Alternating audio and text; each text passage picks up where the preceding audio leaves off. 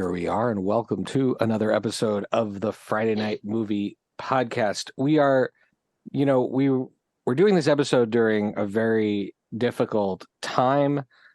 This is in the wake of the Hamas terror attacks in Israel.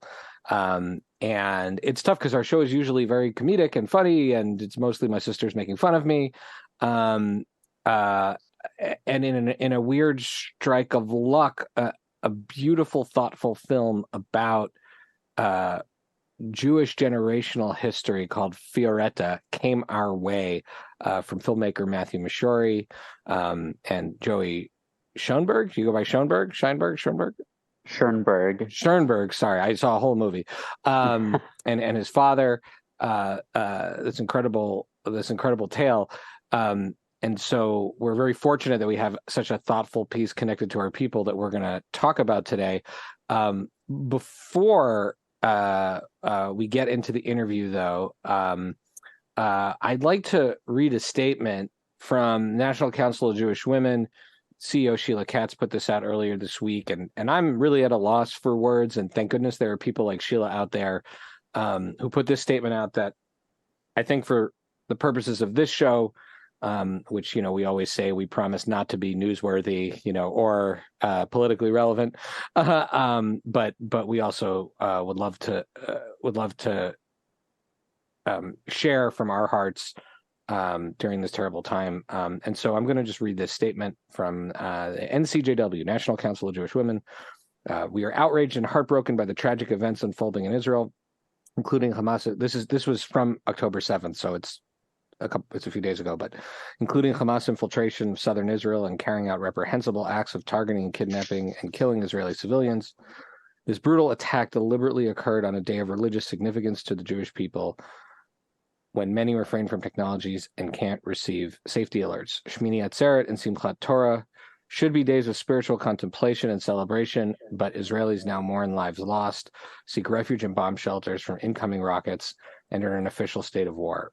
NCJW, and I would say Friday Night Movie, our podcast, unequivocally condemns this violence from Hamas and urgently calls for a peaceful resolution, allowing Israelis, Palestinians, and all to live in safety. And I'll just say, we're not making any policy prescriptions whatsoever here. We're just sharing the statement that's closest to what's in our hearts. Beck, I don't know if there's an easy way to transition to a podcast episode, unless you have something amusing to tell. If not, we'll just get right into it. I don't. I just we have a saying that everyone who's supposed to be in the room is in the room, and I really feel like that's true today on our podcast, that our guests are meant to be here with us in this Zoom room to talk about this really beautiful film with some really important themes, some themes that really resonated with us this week, and it was very special to get to watch your film, and I'm really excited to talk about it with you. With our guests. Sorry, with me too. We could just. I think more it. So with our guests. I talk to you all the time. Do I need another one of your opinions? I don't know, but yeah. Okay, So this is a film. I'll tee it up. I always like to do my description, and then I'll ask the filmmakers and the actors or the subjects if I did it right. But this is a film about a Jewish family tracing its roots, and through that, I feel like demonstrating the weight and the privilege of being part of the Jewish people. And it's also kind of a road trip movie of a father and son visiting their history. Matthew, how did I do? Pretty well. I'd say it's also an examination of 500 years of the European story, of the story of Western civilization through the lens of one family, and it, amongst other things, I think shows all the ways in which Jews have always been a part of and contributed to the great accomplishments of European culture throughout the generations. That's so true. It's like there's every place that you visit, the one that really stands out for me is in Vienna with all the classical music. But every place that you visit, you're not just hearing, oh, this is what our family was like, but you end up getting this window into what the world was like and the impact these people had. It was beautiful. All right, Joey, how did I do describing it earlier? How would you describe it? I think you did a pretty good job. I mean, for me, the film is less about necessarily tracing my roots. It's more about just like spending time with my dad and learning more about my family in general and kind of realizing how their lives affected me today. And so I guess I take a more personal perspective from it, but I would say you did a pretty good job as a general gist of the story. So we have a fairly big family tree on our mother's side of the family. It goes back only so far, and then the records drop off. My kids find it incredibly boring when I try to tell them family history. You were just so nice to your dad. Tell me why. Tell me why you're such a good kid, and my kids need to improve. Well, I wouldn't say your kids need to improve. If we had more family dinner scenes, there probably would have been more of me making fun of my dad too, as well as my other siblings. But you know, I all my siblings, we make fun of my dad all the time about genealogy. So your kids are not alone in that. I think what really changed, I guess, for me was not learning about my family, was just having kind of that one-on-one time with my dad. Like if you say something to a group, like if you're in school and you say something to a group of students, maybe you'll get one that's interested or two or something that are paying attention.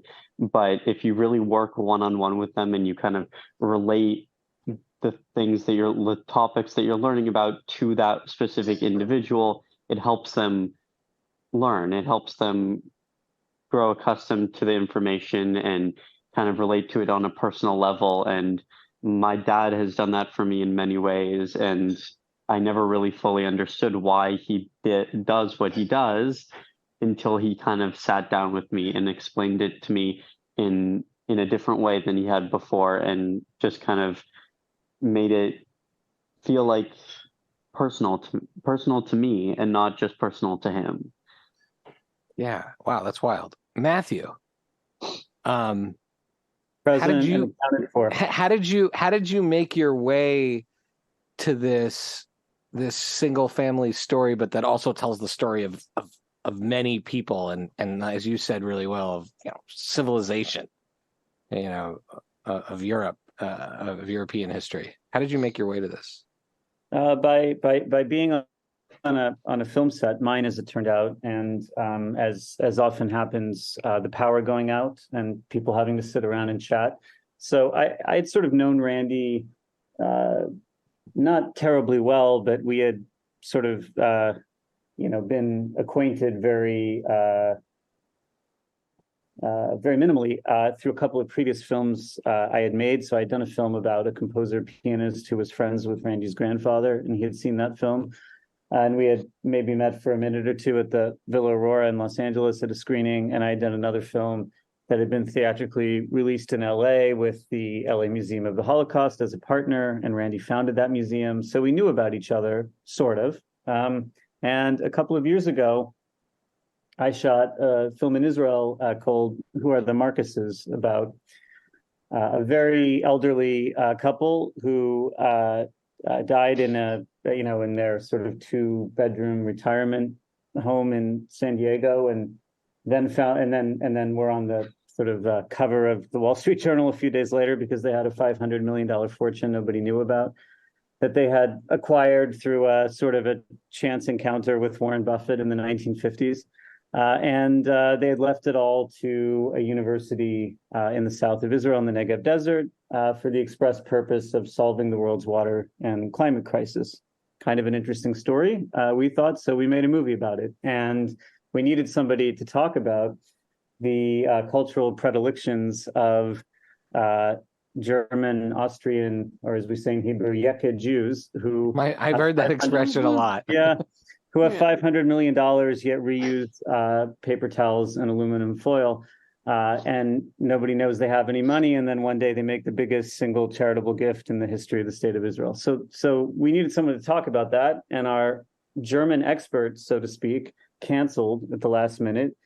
And my producer, Brad, said, I'll just call my 40-year friend from high school, Randy Schoenberg, and he'll come in and be interviewed. And Randy did actually come in and be interviewed, and the power went out. And there was a long period while they were fixing the lights and resetting the breaker. And Randy mentioned in passing that he had just been to Italy, where his cousin Serena, a painter, lived, and that he was telling her about his sort of family research. And she said that would make for an interesting documentary. Now, most people in the world think that their activities would make for an interesting documentary, and in the vast majority of cases, it does not.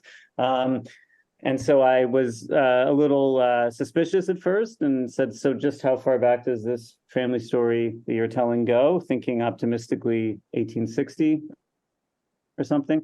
And Randy said 500 years to the formation of the Venice Ghetto. And we had an inclination that maybe there was a story after all. And so Randy and I took a trip, which was wild and unforgettable and should have been maybe a movie in itself, in January of 22, kind of in the dead of winter, all over Europe, and met the characters, the people you meet in the film who assist him in his, adventures and meanderings through cemeteries and dusty archives, and that sort of thing. What Brad, our producer, calls the Wes Anderson quotient of the movie. A gentleman with corduroy and tweed jackets with elbow pads, and the people whose lives are dedicated to sort of resurrecting the past. And after meeting these characters, I realized there really is a movie to be made because they were wonderful, and I think that ultimately came to pass. Well, that's beautiful. Becky comes from a documentary background. You're talking about casting. I feel like, Beck, you've got to have a question in there about finding the characters. Yeah, I was about to say that's I think for someone who hasn't worked in documentary or made a documentary doesn't realize that you actually have to cast your film. You have to find those characters, find those most interesting people and stories, and who's gonna bring that to life. So as you guys were on that initial trip, and then through the filming, and then as you continue to make the film, how did you do that? How did you piece things together, and pick those people that were going to help best tell this story? Well, I think your observation is a good one. In fact, doubly so in a documentary. Casting is important because you don't have great actors who can pull one out of the hat, so to speak, and elevate material. The material itself, the characters and the storyline is what elevates the documentary. Although, I tend to think the filmmaking plays a role too. But the short answer is that I work with a co-writer, and we assessed the material and the characters and potential storylines. And then Rob, the writer, and I wrote what we wanted the documentary to be and cast it. And that's usually a fairly expansive outline, much more than can fit into a feature film. And then I shot the film, and as I think was the case in this instance, and always hoped to be the case when I make a film, it turned out better than what we had planned. And one of the sort of changes along the way that really made the movie, I think, work so beautifully is we decided that this should be a father-son story. And I think father-son stories just always work well in cinema. It's a paradigm for a reason. And this is a story about generations and about the intergenerational transmission of cultural information and heritage, which is the most inherently Jewish theme imaginable, but it's also very universal at the same time.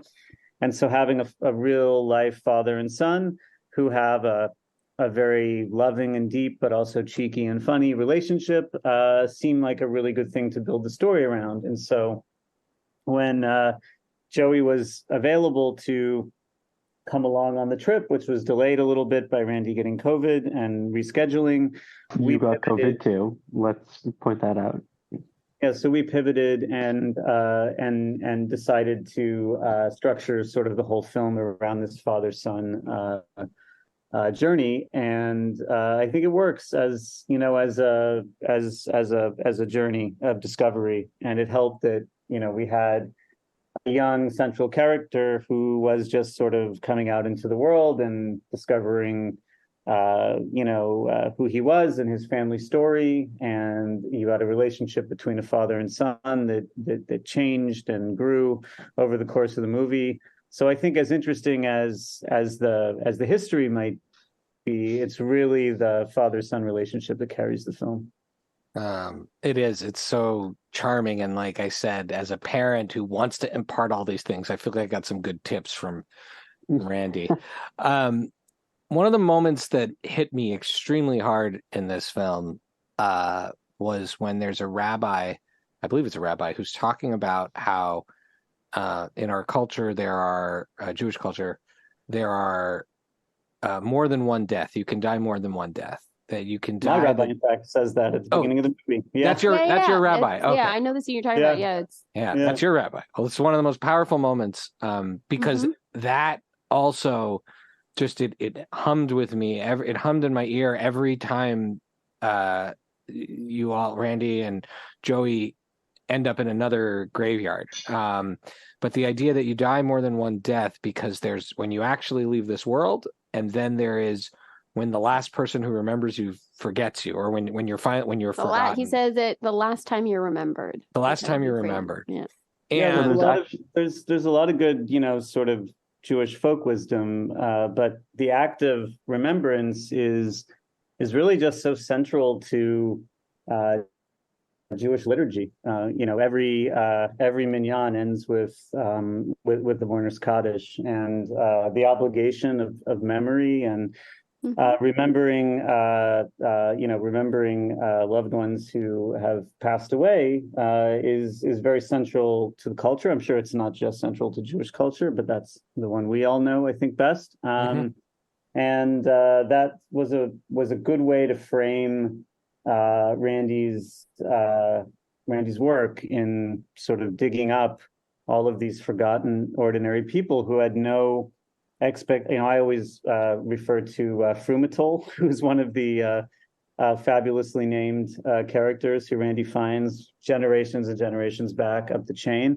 A Frum woman from the, I guess, 1700s or early 1800s. What expectation could she possibly have to be remembered in 2023 by a film, no less? And so there is this sort of holy work component to what Randy does. A lot of the people whose stories he tells through the sort of remnants of the record of the historical record have nobody left to remember them, and so that's kind of a framing device in a sense. And there's the scene you mentioned, and then the same voice comes back towards the end as Joey's walking through the art gallery, and I think comments that the act of memory is actually a really important thing by itself. Yeah, absolutely. Do you feel like in this day and age where we can record, I mean, I guess we put a lot of faith in digital things in the cloud and, backups and all of that, but there's so much information. Do you think we have it easier, or because there's so much information and because truth is getting fuzzier and fuzzier, it's even more incumbent upon us? Well, there's actually a running joke in my family because there's that theme is very Jewish, but it's also universal, and my whole family, we all agree that it's also the same theme in Coco, the movie. Oh. And so we always say, whenever we hear that line, we always say, "Oh, that's the same theme as Coco." I'm not gonna lie. I have been singing to myself in the back of my head, "Remember me." Dun, dun, dun, dun, dun, dun. So I have never actually Exactly. seen this film, and I now have something to add to my screening list. It's Becky's not adorable. gonna brag. Her husband worked on it, so you can brag for me. Yeah. It sounds like I'll have a sort of an earworm song stuck in my head. that really song is will. pretty amazing. It's so cute. I love. It's We a great- finally it's a got my great brother. movie.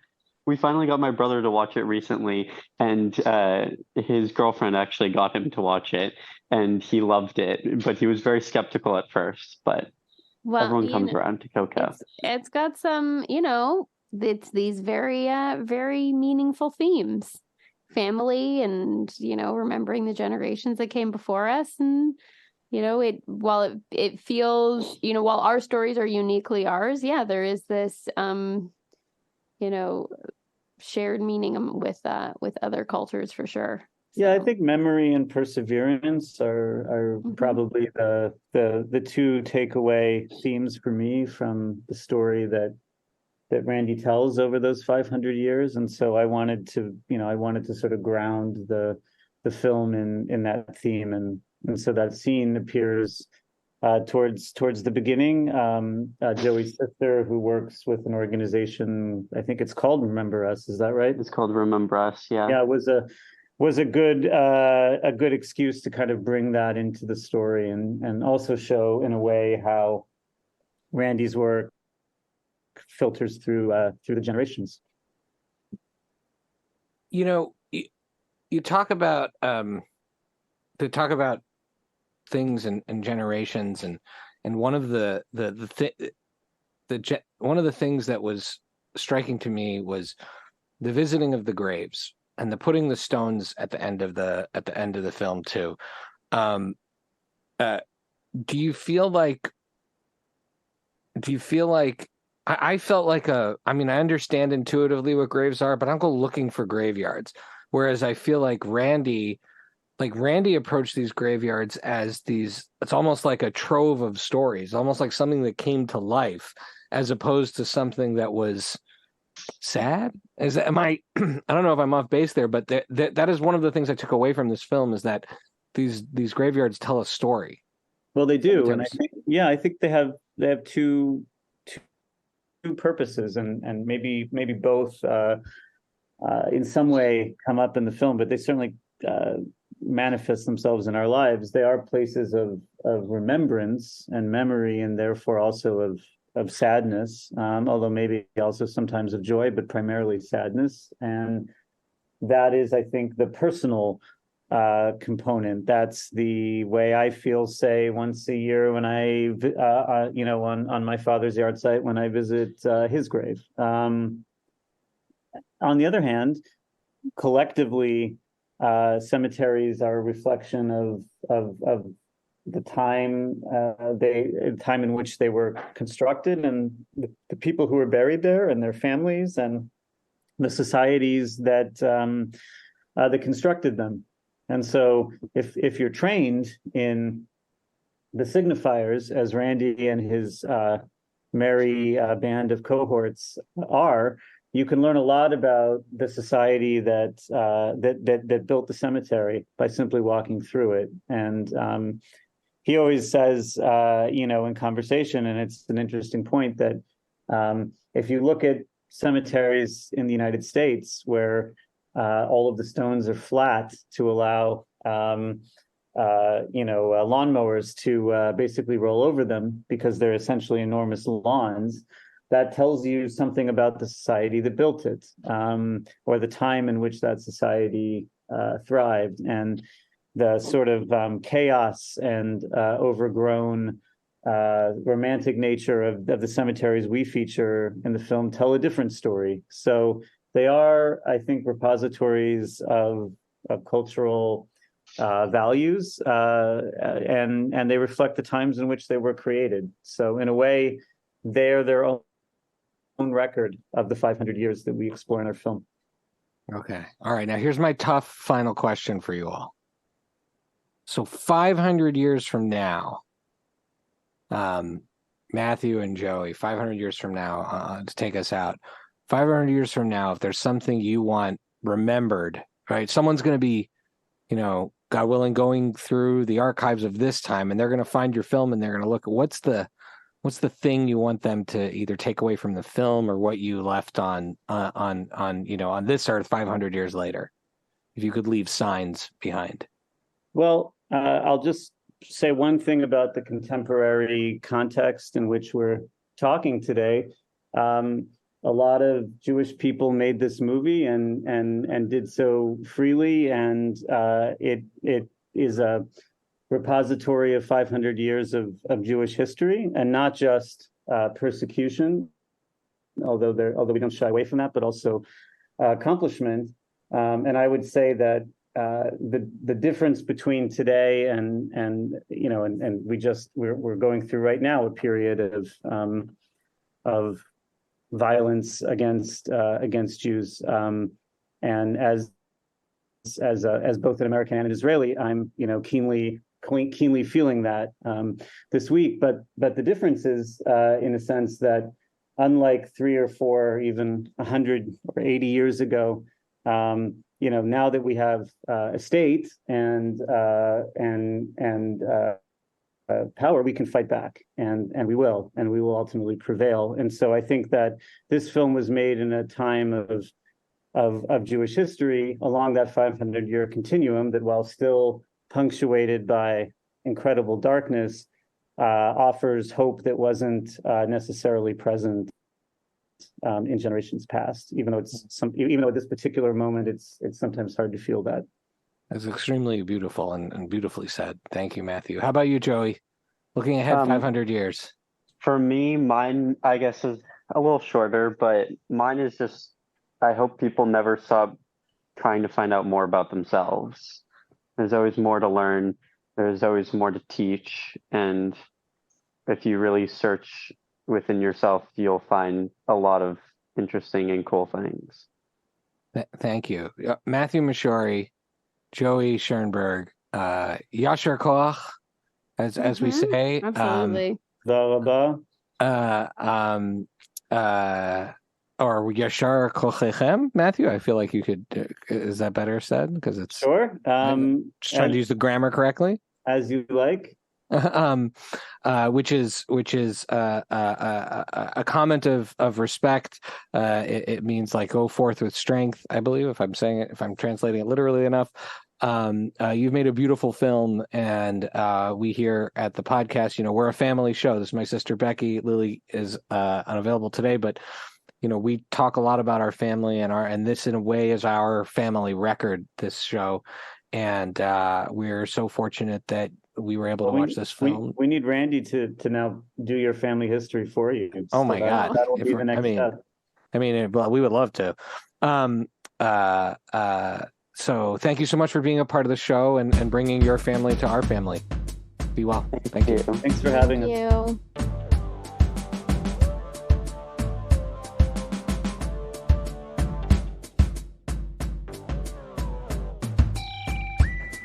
Thank you for listening to Friday Night Movie, the sibling rivalry and pop culture podcast. Join the Friday Night Movie family by following @FriNightMovie on all of the socials and visiting our website, FriNightMovie.com. Our theme song is by What Does It Eat? And make sure to leave us a review on Apple Podcasts or wherever you get your podcasts. Thanks for listening.